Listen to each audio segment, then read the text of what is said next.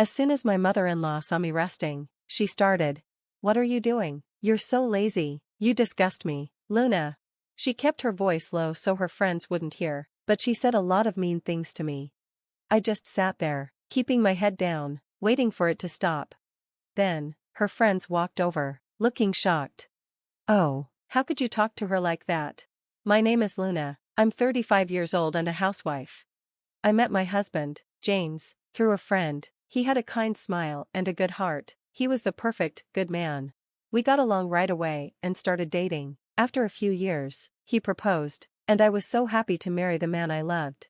We met each other's parents, had a wedding, and went on our honeymoon. Our married life was happy. But 2 years later, James had to go on a long business trip overseas. Working abroad had always been his dream. I had watched him work hard for it, so I was happy for him. But then, we found out I was pregnant. It was overwhelming to think about being alone for a year while expecting a baby. I thought about staying with my mother, but she had recently remarried, and I didn't want to bother her. Then James suggested I stay with his mother. She had lost her husband last year and was living alone. "Luna, it'll be safer with my mom around. She can help you with the housework," he said. At the time, I thought it was a great idea. I liked my mother-in-law and thought she was kind. James talked to her about it, and she happily agreed. I felt lucky to have such a nice mother-in-law. So, we moved in with her, and a few days later, James left for his trip. My mother-in-law and I saw him off and went home. But as soon as we stepped inside, she changed completely. "Luna, I've been watching you, and you are completely useless," she said. "What? It's terrible having such a worthless daughter-in-law in my house. I feel bad for James. Maybe he left because he was sick of you." "What? Please don't say that." Her gentle smile was gone, replaced with harsh words. "You don't deserve my son. You stole him from me. I raised him so well. Why did he marry someone like you?" She adored her only son, who was smart and successful. He had graduated from a top university and worked at a big company. Everyone admired him, and she was proud of him. Maybe she felt like I had taken him away. Maybe she resented me. "You tricked my son. I hate that I have to feed you, but I'll take care of my grandchild because it has James's genes." She always said things like that. At first, I thought she was just upset and would stop, but she didn't. She kept trying to break us up and even take my baby away from me. I couldn't tell James because he was busy adjusting to his new job overseas. Besides, every time she talked to him, she acted sweet and praised me. He had no idea what was really going on. Even if I had told him, would he have believed me? The bullying continued every day. At a family gathering, she told me, "Luna, you are not my family. After you finish serving everyone, go eat alone in the kitchen." Honestly, I was kind of relieved. At least I didn't have to sit with her. But it was getting harder to deal with her cruelty. I was pregnant, and my morning sickness got worse each day. It was hard to cook, clean, and do all the chores. But my mother-in-law didn't care. She never let up. "You are so useless. How long will it take you to clean?" "I'm sorry, but I have morning sickness," I said. "What? Don't make excuses." "But, didn't you feel the same way when you were pregnant?" "What are you talking about? Don't compare me to someone like you. Pregnancy is not an illness." My mother-in-law never cared about how I felt. She just kept treating me badly. And it wasn't just me, she insulted my mother too. "Ugh, I wonder if you got your mother's awful smell." "What do you mean? You don't have a father, right? He must have run away from your mother because she was a disgrace, just like you." I was shocked. How could she say something so cruel? My father had died from an illness when I was 5. My mother raised me alone. "Oh, I see, so you must have been poor. No wonder you have no class. You don't belong with James. I don't know why he married such a disappointing woman like you."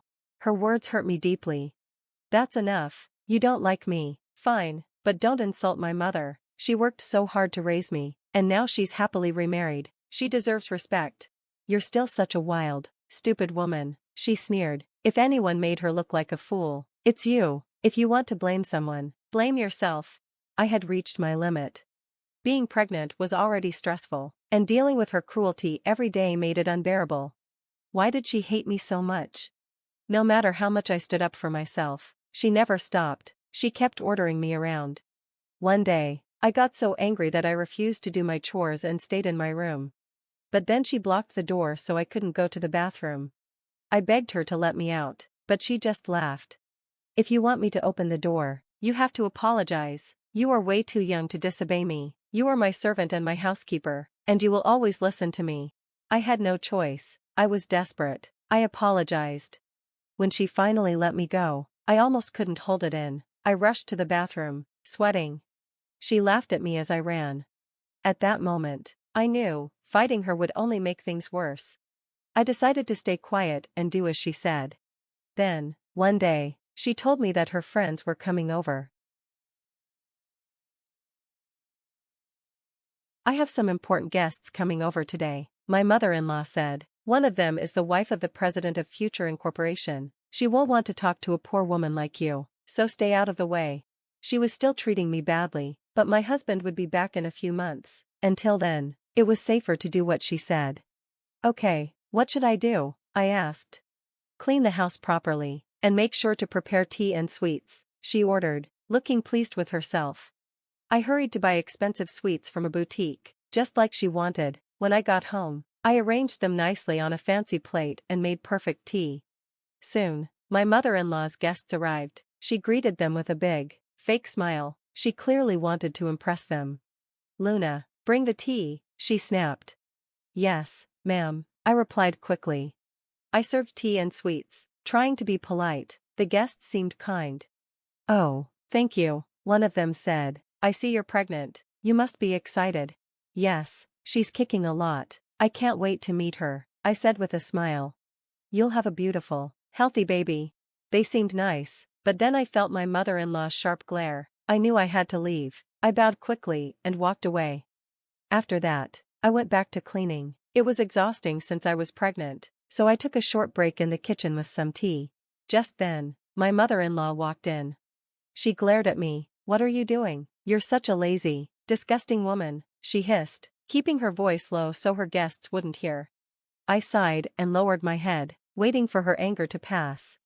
But then, a voice interrupted. How dare you speak to her like that? I looked up in surprise. One of the guests stood nearby, her face pale. My mother-in-law spun around, panicked. What's wrong, Mrs. Green? I was looking for the restroom and overheard you yelling, Mrs. Green said. My mother-in-law tried to laugh it off. Oh, I was just teaching my daughter-in-law some manners. But Mrs. Green's eyes widened. Do you even know who she is? What do you mean? She's the daughter of the president of IBX Company. What, IBX? Yes, my husband's company works closely with her mother's business. My mother-in-law turned pale. You mean, the company my son works for? Exactly, but I don't care about that, Mrs. Green said coldly. If my husband's company suffers because of you, how will you take responsibility?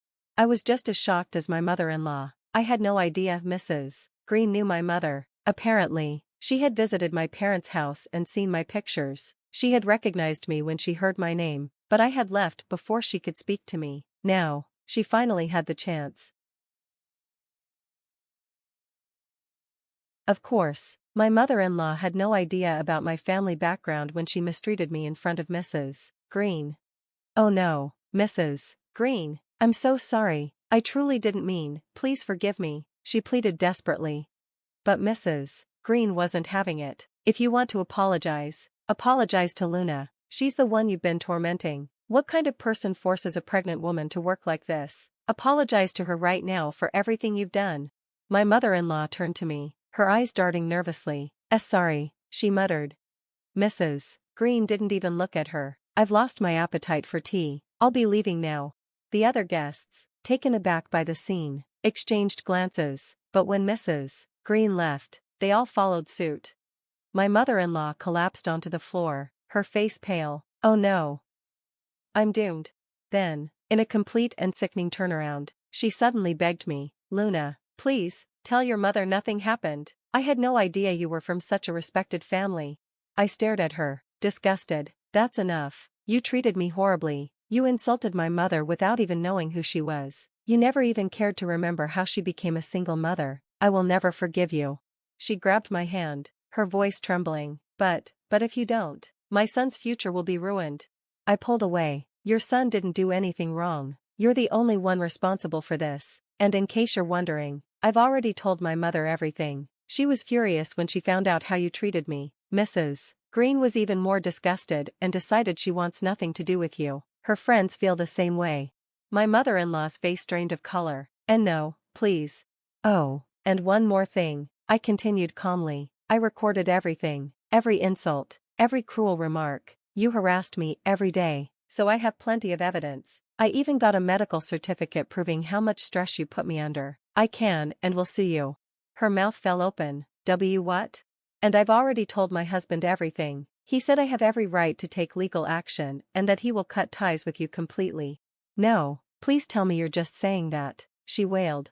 I met her desperate gaze with a steady one. You brought this upon yourself. You treated people horribly, and now you're facing the consequences. I refuse to stay here any longer. I'm leaving. With that, I packed my things and moved back to my parents' house. My mother welcomed me with open arms, giving me a peaceful place to stay. My mother-in-law, on the other hand, lost everything, alone and abandoned. She spent her days in solitude, left with nothing but regret. Meanwhile, I gave birth to a beautiful, healthy baby girl. A few months later, my husband finally returned home. Holding my hand, he looked at me with deep regret. Luna, I'm so sorry for all the pain you went through because of my mother. I shook my head. I should have told you everything sooner. It's not your fault. He cupped my face gently. From now on, I will always be by your side. I'll protect you and our daughter, our precious family. Tears welled in my eyes as I smiled. Yes, the three of us will be together and happy. We held each other close, then turned to our baby girl. She was sleeping peacefully, a tiny smile on her face, our perfect little family.